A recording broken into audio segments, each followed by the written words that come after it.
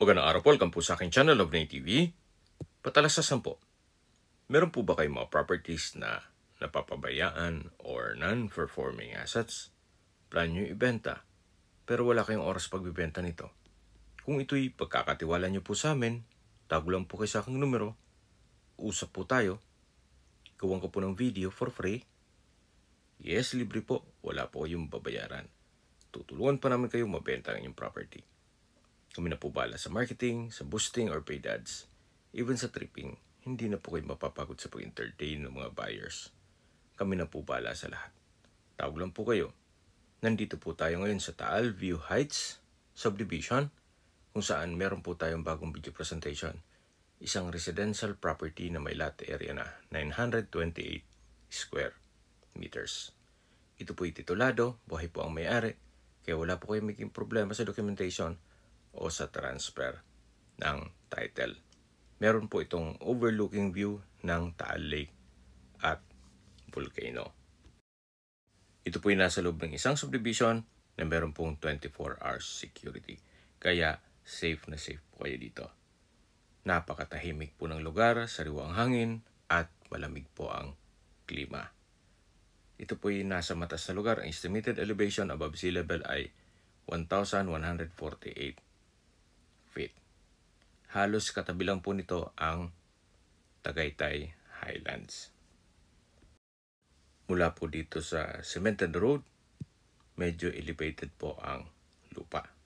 Gawa ng ito'y nasa tuktok na po ng subdivision. Napaganda po nitong property para sa inyong dream house o bahay bakasyonan. Habang pinagmamasan niyo po ito, pag-usapan na natin ang distance, location at travel time.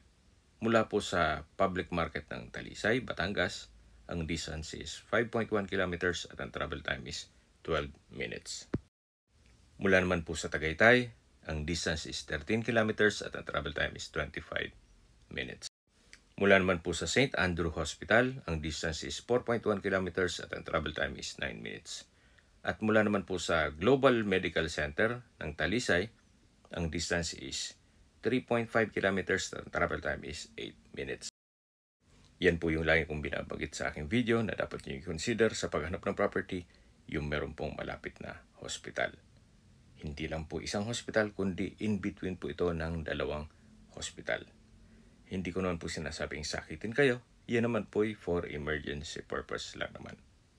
At mula naman po sa Startol Tanawan exit, ang distance is 14 kilometers at ang travel time is 22 minutes.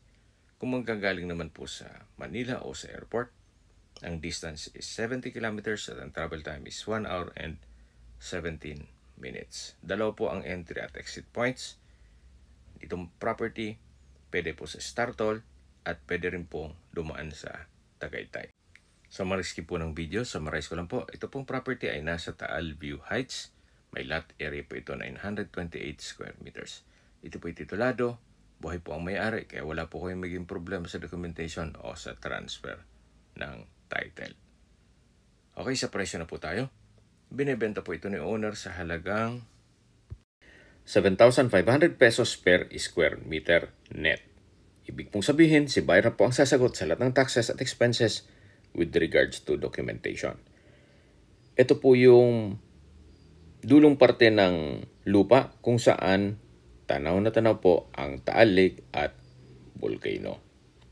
Kung may mga katanungan po kayo, tawag lang po kayo sa aking numero. At sa mga kababayan naman natin na sa ibang bansa, meron po akong Telegram. Sa mga iPhone user man may iMessage. Meron din pong Imo, Skype, Viber at WhatsApp. Same number lang po, 0917-316-3399. Sa mga nagtatanong naman po ng aming Facebook, meron po aming Facebook page na Love9 TV at Facebook Reels video. Meron din pong TikTok at Instagram.